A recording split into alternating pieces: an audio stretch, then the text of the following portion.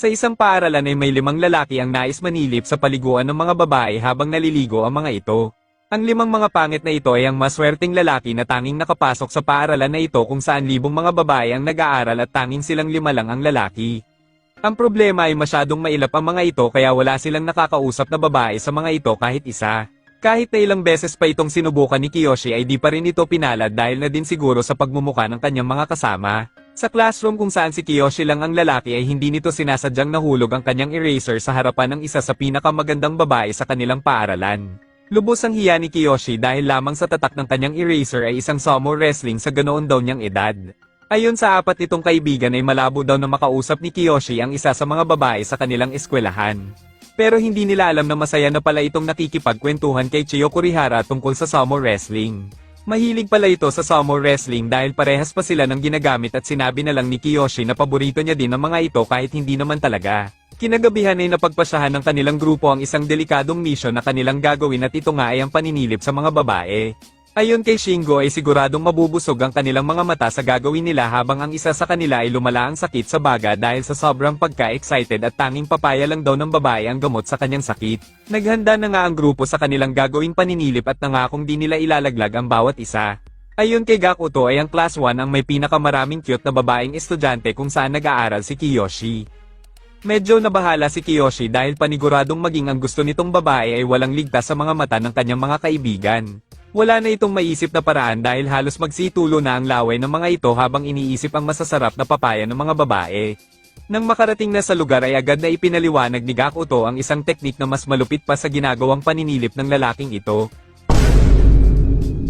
Gamit ang isang cellphone na kinunik pa sa isang cellphone na siyang magiging mata nila ay talagang masasabi kung isa na itong perpekto sa lahat. Gayunpaman lubos ang pag-aalala ni Kiyoshi para kay Chiyo kaya balak na lang sana niyang itulak ang mga nauulol niyang kasamahan mula sa rooftop.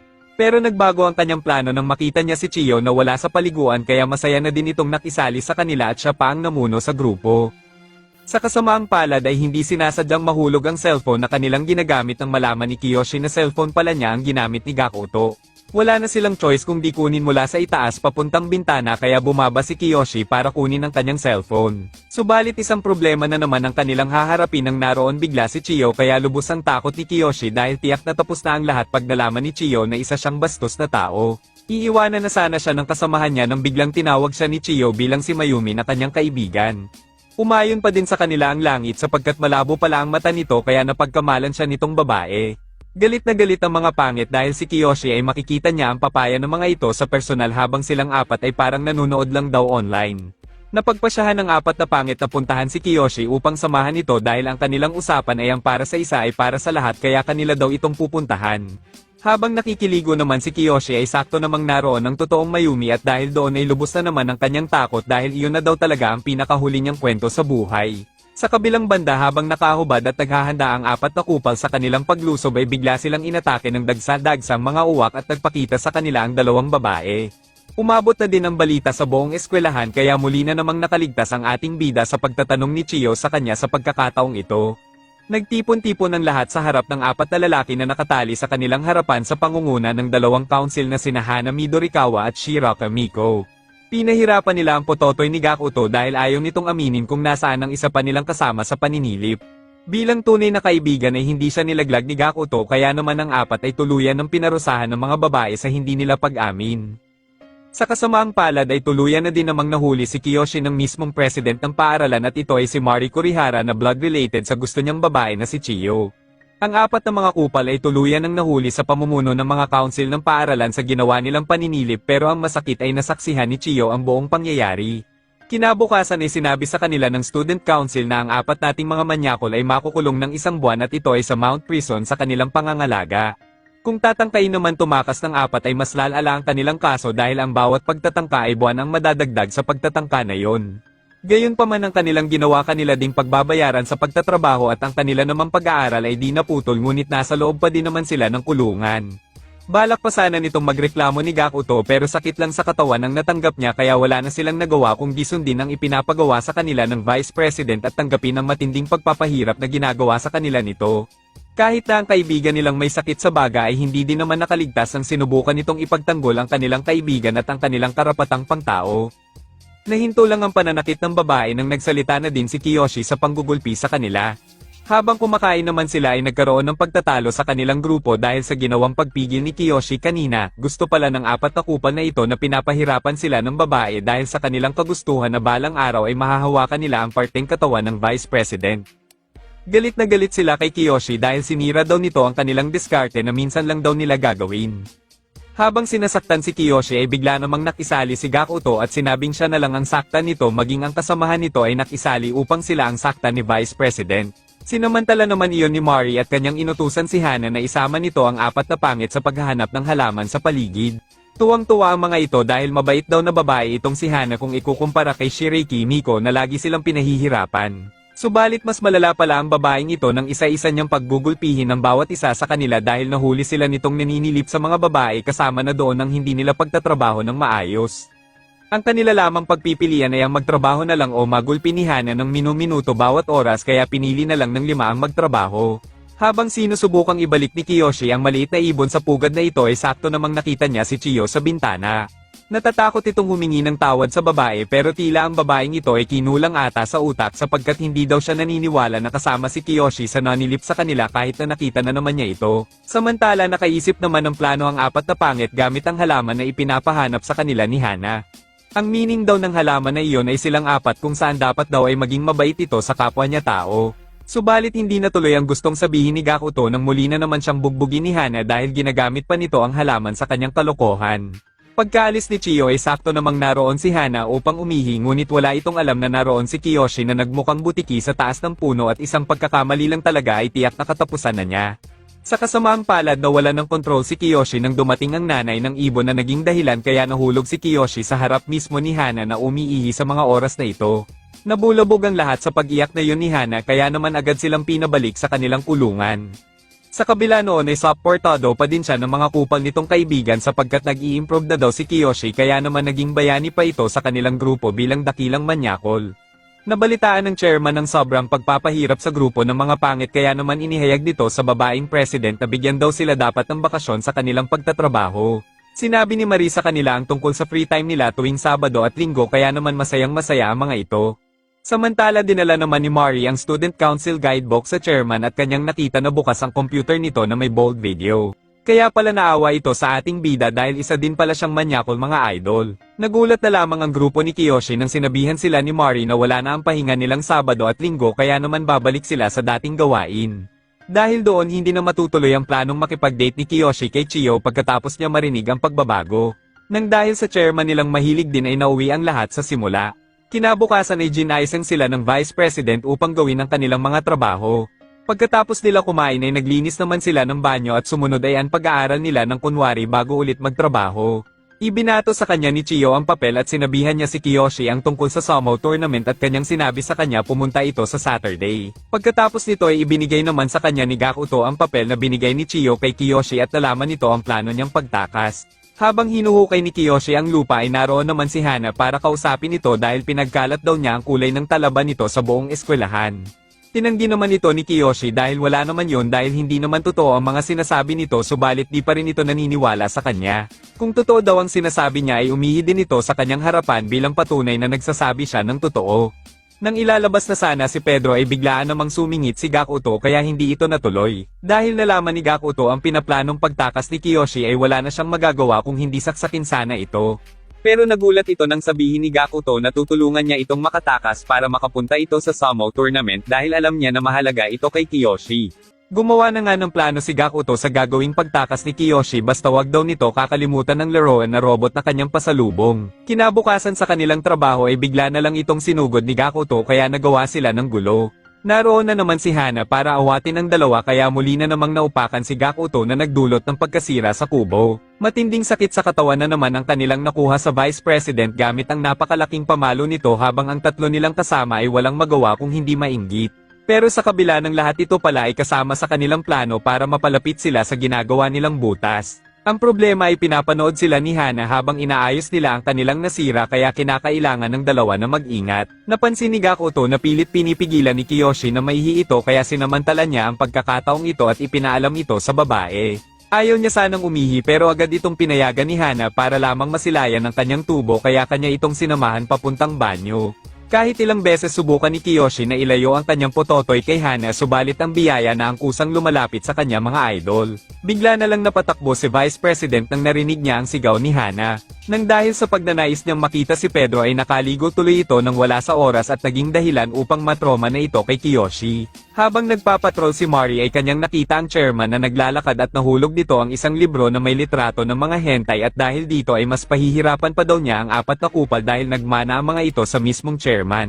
Ngayon ang nagbabantay na sa kanilang ginagawa ay ang mismong Vice President pagkatapos makita ni Hana ang San Pedro ni Kiyoshi. Sa oras ng kanilang pagkain sinabi ni Gakuto sa kanya na dapat nilang subukan ang ginawa nilang butas higit kumulang sa 1 oras. Nagpasya na ring magbago ang ating chairman pagkatapos makita ng kanyang anak ang kanyang mga bold collection.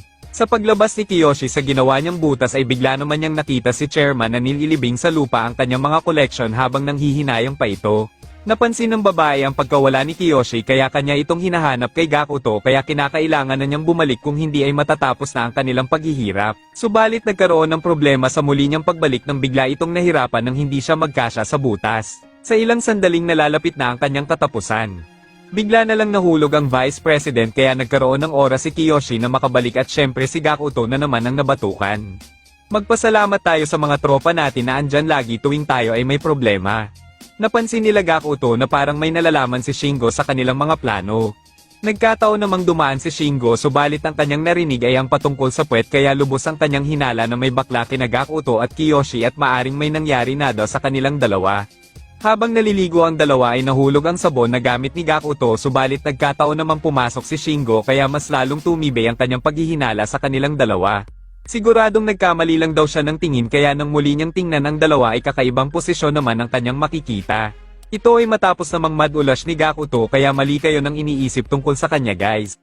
Mas natakot pa ang dalawang kupal na malaman ang kanilang plano kaya nang kanila itong ayain na maligo kasama sila ay mas lalo itong natakot dahil baka tirahin daw nila siya sa puwet.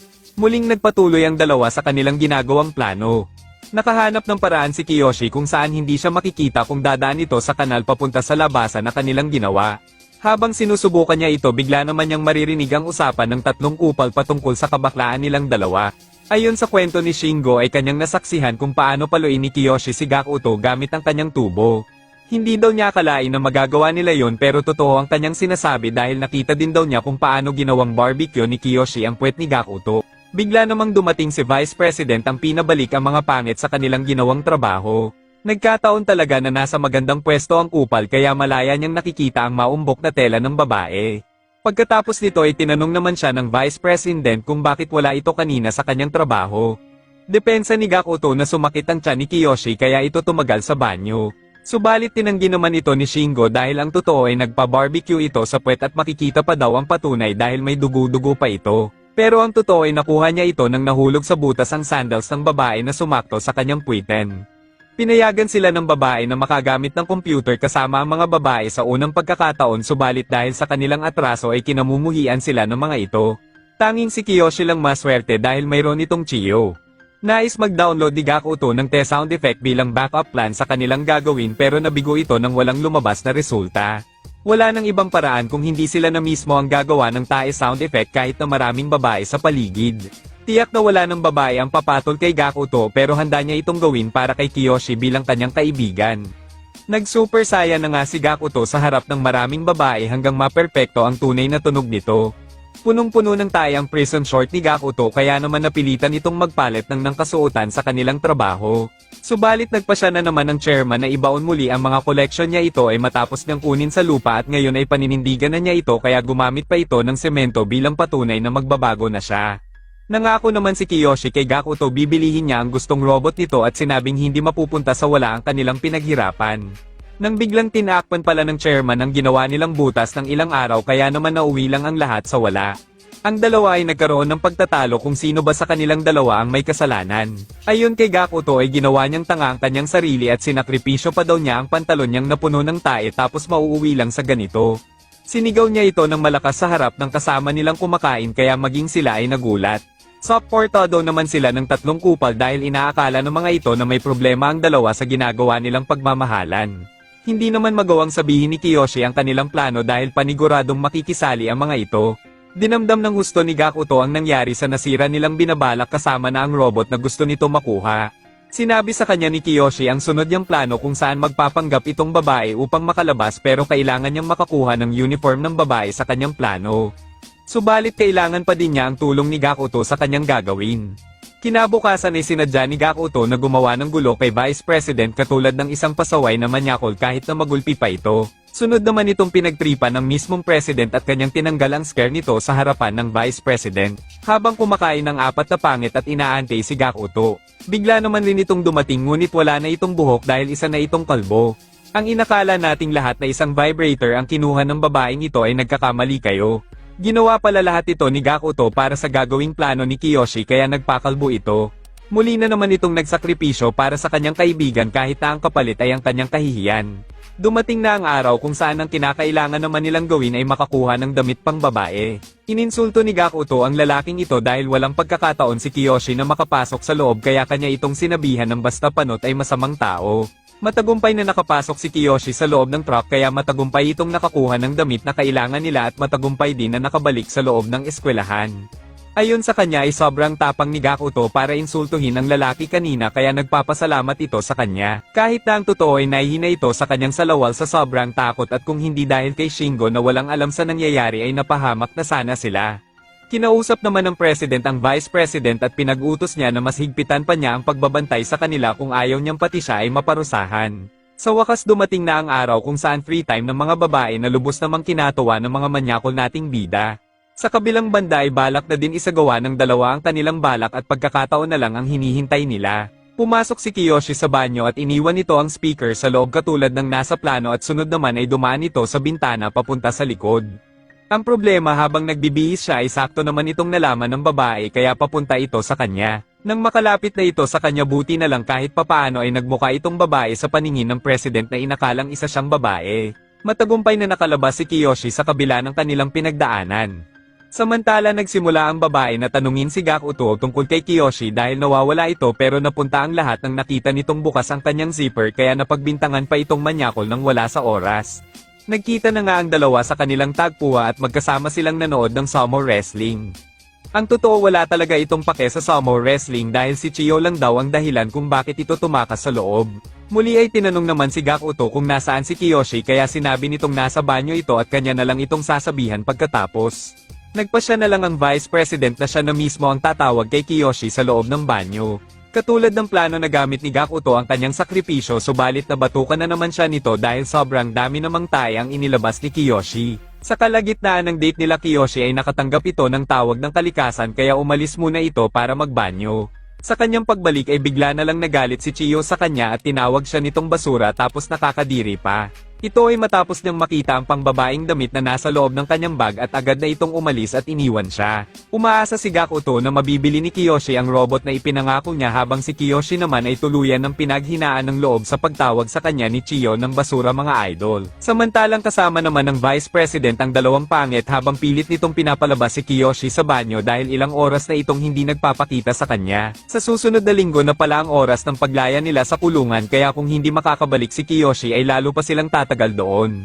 Tumagal ng ilang segundo ang paghihinala ng babae at maging ang ginawa nilang second option ay bigla na lang itong di gumana. Sa kasong ito ang tanging magagawa na lang ng babae ay puwersahang buksan ng pintuan para malaman kung nasa loob si Kiyoshi. Mabuti na lang at umabot sa oras si Kiyoshi at kanila itong nakita na umiiyak dahil pa din sa sinabi sa kanya ni Chiyo. Tuwang-tuwa naman si Gakuto dahil matagumpay na nabili ni Kiyoshi ang ipinangako niyang mga laruan subalit ang naging kapalit naman nito ay ang kanyang date na nauwi sa basura. Sa kanilang paglabas sa banyo ay bigla namang dumating ang President na magandang balita sa kanilang dalawa. Nalaman pala nito ang ginawang pagtakas ni Kiyoshi dahil pinost pala ni Chiyo sa kanyang Facebook account. Dahil kapatid ni Chiyo ang President at tatay naman niya ang chairman kaya inakala nitong nagpaalam si Kiyoshi sa kanyang pag-alis. Ito ang naging dahilan kung bakit nagalit pala ito sa kanya ay dahil nagpasalamat pa naman ito na pinayagan nila si Kiyoshi pero ang totoo ay tumakaslanag pala ito. Sinabi ni Mari Kurihara na nakakabata niyang kapatid ang gusto niyang babae na kanilang kinagulat habang ang tatlo namang kupal ay nalilito sa mga nangyari dahil walang alam ang mga ito. Pagpapatuloy ng kwento ay tuluyan ng mag-isang ikinulong si Kiyoshi sa isang maliit na silid. Napag-alaman pa na ang school uniform ni Chiyo ang saktong nakuha nito kaya ganoon na lang ang galit ng mga ito. Nagkaroon din ng pagtatalo sa kanilang grupo dahil hindi na nga niya isinama ang mga ito tapos nadamay pa sila ng walang dahilan. Sinabi ni Shingo na sarili lang ni Kiyoshi ang kanyang inisip nang dahil sa babae ay malalagay silang lahat sa problema. Inamin lahat ni Kiyoshi ang mga ginawa niya at kanyang sinabi na walang kinalaman ang apat na pangit sa kanyang ginawa maging si Gakuto ay di niya ito nilaglag sa kanila. Kahit na ganoon ay nadagdagan pa din ang sentensya ng apat na pangit maliban kay Kiyoshi na tuluyan ng pinalaya sa eskwelahan at hindi na makakabalik kahit na kailan. Di matanggap ni Gakuto ang pagpapatalsik kay Kiyoshi kaya bilang kapalit ng pagliligtas nito sa kanya ay nais niyang ipatulfo na lang ang mismong eskwelahan dahil ginagamit ng mga ito ang kanilang posisyon sa paaralan. Sa kabilang banda naman ay narinig nila Mayumi mula sa ibang babae ang ginawang desisyon ng president para kay Kiyoshi. Sinabi nila na walang lugar ang mga manyakol sa kanilang paaralan kaya mas mabuting lumipat na lang daw ito ng eskwelahan kung saan wala itong kakilala. Samantalang nagagalit naman sina Shingo dahil hindi nito ipinaalam sa kanila ang plano niya patunay lang na wala itong tiwala sa kanila. Sa kalagitnaan ay naroon bigla si Chiyo para pigilan ang kanyang ate sa pagpapalayas kay Kiyoshi sa paaralan. Sinabi ni Kiyoshi sa kanila na nagkataon lang na uniform ni Chiyo ang kanyang nakuha kaya mali nang intindi ang mga ito. Kung palalayasin daw nila ang manyakol nating bida ay aalis na din siya kung ito ang gustong mangyari ng president. Walang naging masaya sa pagbabalik ni Kiyoshi dahil sa hindi nito pagtitiwala sa kanila maliban lang kay Gakuto na kalbo. Kinain nila ang pagkain nito kaya naman matutulog si Kiyoshi nang walang laman ang tiyan.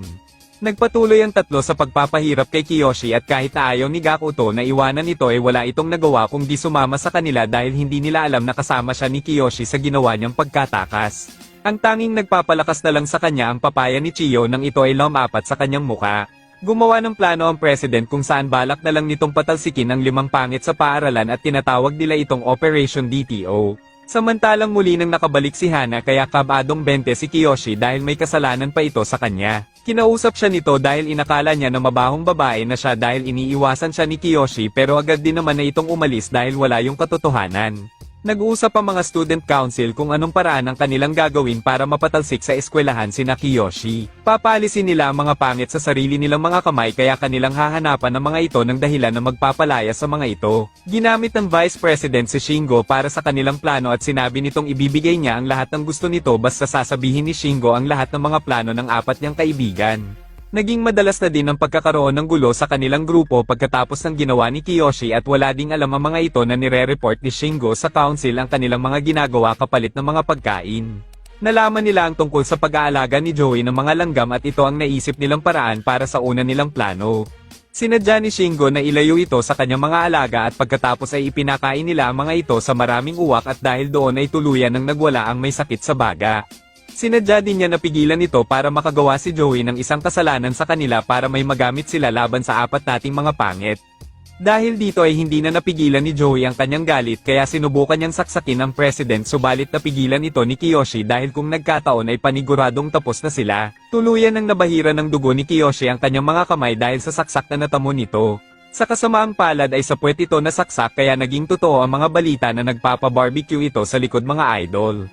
Mula sa pagtakas at pananakit sa council hanggang sa pagtatangkang pagpatay sa president ito ang kasong nakuha ni Joey at sapat na ito para sa plano nila para patalsikin ito sa paaralan. Ayon sa kanila ay buhay pa naman ang mga alaga nito dahil ang inatake ng mga uwak ay ang mga masasamang langgam. Nang dahil daw sa maling akala ni Joey ay muntik na itong makapatay kaya naman tuluyan na nila itong bibigyan ng aggression letter kinabukasan. Samantalang nakabaon pa din ng kahoy sa puwet ni Kiyoshi dahil ayaw pa nitong pumunta sa nurse office dahil masama ang kanyang kutob sa gagawin ni Hana sa kanya doon. Sa pagpasok ni Hana ay may dala na itong galon at walang alam si Kiyoshi kung ano ang binabalak nitong gawin sa kanya.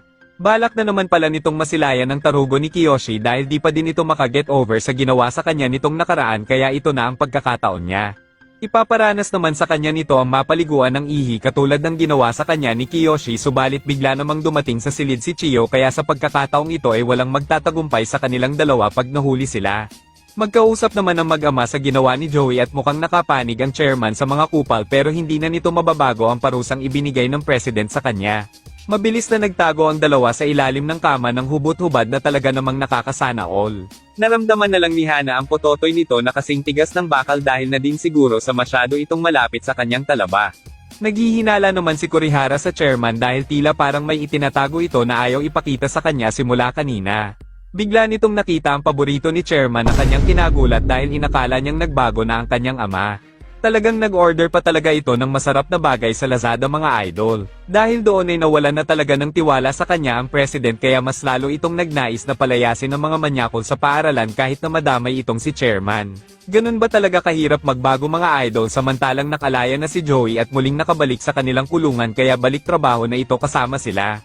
Nagpatuloy ang pang-aabuso ni Shingo subalit magbabago na ito ngayon sa mga oras na ito. Pinagtanggol ito ni Joey at kanyang sinabi na wag umasta itong si Shingo na para nilang boss dahil isa lang naman siyang basura. Magkakasuntukan na sana kaso bigla naman itong tinawag ng Vice President para ibigay ang school uniform nito. Pinapayagan nila itong si Shingo na maaari na itong mag-aral kasama ang mga babae bilang gantimpala sa ginagawa niyang pagtataksil sa kanyang grupo. Sumunod nito ay nagpasalamat si Joey kay Kiyoshi dahil kung hindi sa kanya ay tuluyan na sana itong naging kriminal. Kanilang napag-usapan ng mga kakaibang kinikilos ni Shingo nitong mga nakaraan at naghihinala sila na may mali sa mga nangyayari. Malaya nang nakalabas si Shingo upang bilhin ang inuutos ng babae sa kanya at nagpa siya muna itong dumaan sa arcade bago bumalik sa loob. Dito ay nakilala niya ang magandang babae na si Anzo kaya di na naman niya napigil ang maglaway sa papaya ng babae na masarap sa kanyang paningin. Nang makabalik ay agad na itinanong ni Shingo kay Miko ang tungkol sa paglabas-pasok niya sa labas at loob ng prison. Nalaman niya na depende ito sa mga impormasyon na maibibigay niya na manggagaling sa kanyang mga kaibigan. Kinagabihan ay nagpunta ito sa banyo kung saan nakatago ang paboritong robot ni Gakuto mula sa impormasyon na ibinigay ni Shingo sa kanila. Sa katunayan ay pumupunta lang naman ito sa arcade para lang makita ang babae kasama dahil nahulog agad ang loob nito sa malaking hinaharap ni Anzo. Habang malaya itong nasa labas kasama ang isang babae ay siya namang paghihirap ng 4 sa mga council ng paaralan. Nakumpirma na nila ang ginawang kasalanan ni Gakuto kung saan kasama siyang nagplano ni Kiyoshi at sa mga araw na rin na yun ng pagbili niya sa robot sa tindahan base sa kanilang imbestigasyon. Pilit nilang pinapaamin si Gakuto at kanilang ginagamit panglaban sa kanya ang robot niyang limited edition na kanyang pinaghirapang makuha noon. Nang nakumpirma nila at inakalang aamin na ito sa kanyang ginawa ay nagkamali sila. Sinakripisyo na naman ni Gakuto ang kanya namang laruan para hindi sila mapahamak. Kanya itong sinira at matapang niyang sinabi na nagkakamali ang mga council dahil ang totoo ay wala itong interes sa bagay na ito at pagkatapos ay agad itong umalis para bumalik sa kanyang ginagawa. Sa pagkakataong ito ay talagang nabigo sila sa kanilang plano kaya lubos ang kanilang pagkadismaya sa nangyari. Hindi mapalagay si Kiyoshi sa desisyong ginawa ni Gakuto dahil napakahalaga ang bagay na yun sa kanya. Ayon kay Gakuto ay hindi niya magagawang ipagkalulo ang kanyang mga kaibigan ng dahil lamang sa isang bagay kahit na masakit ito sa para sa kanya. Nagkaroon na ng lomet ang pagkakaibigan ng 5 pero sa pagkakataong ito ay Shingo naman ang nahihiwalay sa kanilang samahan. Sa kasamaang palad ay nadulas ang kanyang dila sa pagsabi ng tungkol sa laruan ni Gakuto na may kinalaman kay Vice President at dahil doon ay umalis na lamang ito. Ibinigay naman ni Miko sa President ang mga diary ni Andre at mukhang siya naman ang susunod na gagawa nila ng problema. Sa kanilang pag-uusap ay tahimik palang nakikinig si Chiyo sa kanilang mga plano na isasagawa laban kay Andre. Kinabukasan babang nilalangaw si Andre sa sama ng loob ay kinausap naman ni Kiyoshi si Shingo patungkol sa kanyang nakita nung kasama niya ang Vice President. Simula daw kasi nang lagi itong ipinapatawag ng mag-isa ay bigla na lang ding naging kakaiba ang ikanikilos ng mga council. Habang naglalakad sila ay sinabihan ni Chiyo si Kiyoshi gamit ang kakaibang pahiwatig upang maghanda ito sa gagawin sa kanila. Nakalagay sa mensahe ang balak ng president sa kanyang mga kasama at ang gagamitin naman nila ay si Andre na bumaho na dahil sa sama ng loob sa hindi pagbibigay ng parusa sa kanya. Napansin nila na wala na naman si Andre doon para maligo kaya nabahala na ang kanilang grupo dahil kutob nila na nagsimula ng kumilos sa mga student council. Kanilang inakit si Andre gamit ang kahinaan nito kaya mabilis nila itong hinanap sa paligid. Sa kabilang banda naman ay nagpatuloy lang si Shingo sa pakikipag-date sa babae at ilang minuto na lang ang natitira sa kanyang oras. Tuluyan na itong nabaliw sa kagustuhan niyang maparusahan ng Vice President samahan pa ito ng 2 masarap na papaya ng babae. Huli na ang 3 kupal dahil nagawa ng makalabas ni Andre at dahil kasama ito sa plano ng mga council kaya pinaratangan nila ito bilang isang tumakas. Napansin ni Gakuto na sinadyang maputo ni Andre ang kawad na harang dahil makikitang sinadya itong bawasan. Samantala walang alam si Shingo na ang babaeng kasama niya ay kasama pala ito sa plano ng president at ito ay tinatawag na isang trap para sa kanila. Bago pala nila ito payagang makalabas ay plano na pala ang pagkikita ng dalawa at kung hindi ito makakabalik sa tamang oras ay yun na ang kanilang katapusan. Nagmadaling makabalik si Shingo habang supportado ito ng kanyang mga kaibigan dahil ang natitira na lang sa kanya ay 30 segundo lamang. Pero ang problema ay di nito magawang mabuksan ang pinto kaya naubos na ang kanyang oras kaya dito na magtatapos ang lahat para sa kanila.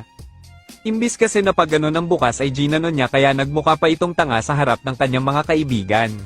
Sinabi sa kanila ng president na sa mga oras na ito ay expelled na silang apat sa eskwelahan. Humingi ng lubos na patawad si Shingo sa kanila dahil sa ginawa niyang pagtataksil sa kanila. Agad naman nila itong pinatawad dahil matagal na din naman ang pinagsamahan nilang apat sa mga kalokohan. Pagkatapos nito ay kanya namang pinagmalaki si Anzo sa kanila at sinabi niya na kanyang nahawakan ang makinis na papaya nito. Dahil sa kanyang mga sinabi ay sabay-sabay nila itong inupakan dahil proud pa ang mga kupal dahil nakahawak ito ng papaya at kaya naging bayani din ito. Kinabukasan ay ipinagdiwang nila ang kanilang naging tagumpay sa pagkaka-expelled sa mga manyakol at isang meeting na lang ang kanilang hinihintay para matapos na sila. Samantalang sa gitna ng mahalagang pag-uusap ay naroon si Chiyo para sabihin sa chairman ang DTO na sinagawa nila na hindi nila sinabi sa kanya. Sa kasamaang palad ay nadispatcha na rin nila ito kaya wala nang nagawa si Chiyo kung hindi humingi ng tawad kay Kiyoshi dahil wala na siyang magagawa pa. Kinausap niya si Kiyoshi at kanyang sinabi na ang pototoy niya ay malapit na matulad sa kanyang kinakain sa dami ng naging kasalanan niya. Gumawa sila ng plano kung saan kailangan nila mapasok ang opisina ng president at makuha ang data ng DTO subalit kailangan nila ng oras bago magawa ito. Biglang naroon ang vice president para ibigay ang kanilang pagkain subalit nahulog ang panty nito na sumakto namang may pinulot si Kiyoshi kaya muli na naman itong nakita ang kayamanan ni president. Kaya nang nakaalis na ito ay agad nilang sinimulan ang kanilang plano pagkatapos nilang kumain. Napansin ni Gakuto na hindi sila gaanong pinagtatrabaho kaya mahihirapan daw silang makapasok sa opisina ng president dahil wala silang pagkakataon. Sinabi ni Gakuto na kailangan nilang makuha ang susi mula sa babae sa pamamagitan ng pakikipagbunong braso nila dito. Gumawa sila ng ingay para makuha nila ang atensyon ng vice president at pagkatapos ay kanilang ininsulto ang lakas niya na sakto namang nakikinig ito sa kanila. Sinabi ni Shingo na wala itong panama sa lakas ni Andre kaya nagalit ito sa mga kupal at nagpa siya itong sumali sa ginagawa nilang bunong braso ayon sa plano. Nagpresenta si Gakuto na siya ang unang lalaban kaya nang magsimula ang dalawa ay nabalian agad ito ng braso kaya natalo ito tulad ng kanilang inaasahan. Ang sumunod na nakipaglaban ay si Kiyoshi pero habang nasa kalagitnaan ay natamba ang lamesa kaya nasubsob siya sa papaya ng president. Sa katunayan ay sinadya yun ni Kiyoshi para sa pagkakataong makuha ang pakay nila at gumawa ng anong bagay na magpapanatili sa babae para sa gagawin ni Gakuto. Tahimik na nagpunta si Gakuto sa opisina para kunin ang data na kailangan nila habang si Kiyoshi naman ay patuloy ang pag-aliw kay Vice President kahit na magkabali-bali ang braso niya. Ang problema ay medyo matatagalan si Gakuto sa pagkuha ng data dahil mahina ang internet kaya kinailangan ni Joey na irepresenta ang buto-buto niyang katawan para makakuha sila ng sapat na oras. Subalit wala din namang nangyari dahil wala naman tayong aasahan sa taong may sakit sa baga kaya wala itong hirap na natalo. Ang sumunod na lumaban ay si Andre na may buhok pa sa kanyang utong. Dahil dito ay hindi gaanong makapag-focus ang babae dahil sa utong ni Andre na may buhok kaya medyo nahihirapan itong talunin si Andre. Sa pagkakataong ito ay nagkaroon sila ng oras para kay Gakuto para makuha ang data kaya ganoon na lamang ang supporta ng iba dahil dito nakasalalay ang lahat. Nang nasa kalagitnaan na ng matinding eksena ay tuluyan na ding natalo si Andre na ikinabahala ni Kiyoshi. Ilang sandali pa ay napansin na rin ng Vice President na nawawala ang susi sa kanyang bulsa subalit sa huling sandali ng kanilang katapusan ay mabilis namang nakabalik si Gakuto kaya nakahinga sila ng maluwag. Muli na naman nating makikita si Chairman na kausap ang kanyang anak sa gagawing plano sa grupo ni Kiyoshi. Subalit nagalit na naman ito sa Chairman dahil nahuli niya na naman ito na nanonood ng kanyang paboritong palabas. Habang nagsasagawa ng susunod na plano ay naisip ni Kiyoshi na magpadala ng sulat sa Chairman para patunayan na wala silang kasalanan gamit ang nakuha nilang pruweba. Bagamat maliit lang ang kanilang pag-asa na magtagumpay. Sinabi ni Kiyoshi na gagawin nila ito alang-alang sa mga papaya ng mga babae na gusto nila kaya nagkaroon sila ng pag-asa. Dito ay kanilang hiniling sa Vice President na ipaabot sa Chairman ang kanilang apela tungkol sa gusto nilang mangyari at pagkatapos ay lumuhad ang mga ito bilang pakikiusap ng maayos. Sa kabilang banda ay tuluyan ng nagkatroma si Hana tuwing nakakakita ito ng mahabang mataba pagkatapos ng eksena nila sa ilalim ng kama ni Kiyoshi. Gayunpaman ang ginawang apela ng mga pangit ay di pala ibinigay ng Vice President sa Chairman kaya lubos ang kanilang galit at panghihinayang sa kanya. Sa ilang sandaling pagtatapos nila sa eskwelahan biglang dumating ang ating chairman para kausapin ang 5 kupal na nagmana sa kanya. Maswerteng nakita nito ang kanilang apela kaya wala nang nagawa ang babae kung hindi ibalik sina Kiyoshi sa loob ng kulungan dahil sa utos ng matandang mahilig. Inaasahan na pala ni Kiyoshi na mangyayari ito kaya gumawa siya ng sulat na hindi mapapansin ng babae para kay chairman. Sinabi ng chairman na hindi sapat ang kanilang apela kung wala silang pruweba at dahil doon ay hiniling nila na bigyan sila ng ilang araw para kanila itong mapatunayan. Tulad ng inaasahan nito ay nakasalalay pa din sa puwet at papaya ng babae ang kanilang hinihinging ilang araw. Pinapili sila ng chairman sa dalawang bagay subalit ang pinili ni Kiyoshi ay ang puwet na parte ng babae. Ito ay dahil alam niya na ito ang paboritong bahagi ng chairman dahil minsan niya itong nakita sa nakaraang episode. Samantalang tuluyan ng nabaliw si Hana sa kakaisip sa pototoy ni Kiyoshi kaya galit na galit itong nagpunta dito para putulin si Pedro. Dahil pare-pareho silang mga manyakol at mga gusto kaya pinayagan ng matanda ang hiniling nilang isang araw para makakuha ng pruweba. Nagalit ang president sa ginawang desisyon ng chairman pero wala naman itong magagawa kung hindi sundin ito. Ngayon ang matinding laban sa pagitan ng dalawang panig ay magsisimula na. Galit na galit ang mga council dahil sila pa ang matatalo sa pagkakataong ito. Sa pagnanais na makaganti si Hana kay Kiyoshi ay kanyang hiniling na kung maaari daw ay siya na ang bahala sa huling araw ng mga pangit. Kinabukasan si Hana ang nagbigay ng kanilang pagkain. Kinausap niya si Kiyoshi at kanyang sinabi na ang pototoy niya ay malapit na matulad sa kanyang kinakain sa dami ng naging kasalanan niya. Ngayon ang susunod nilang plano ay ang makapasok sa correction office subalit masyado itong mahirap kung iisipin. Ayon kay Kiyoshi ay imbis na si Gakuto ang pumunta ay mas mabuting siya na lang daw. Ito ay dahil gusto